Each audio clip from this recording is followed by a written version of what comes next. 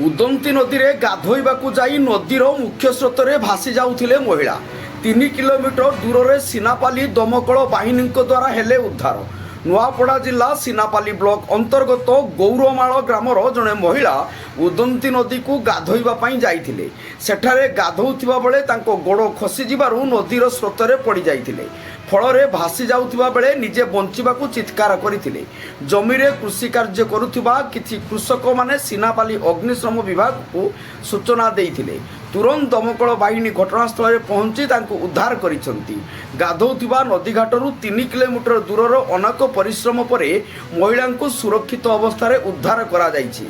महिला जनक गौरमाल ग्रामर नमिता साहू को उद्धार करा जाइछि। महिला चिकित्सा पाई सीनापाली गोष्ठी स्वास्थ्य केन्द्र में तांको भर्ती करा जाइछि। वर्तमान महिला स्वास्थ्य अवस्था स्वाभाविक थिबा जଣା पड़िछि। नुआपड़ा जिल्लारू परमेश्वर मेहरଙ୍କ रिपोर्ट जनता एक्स।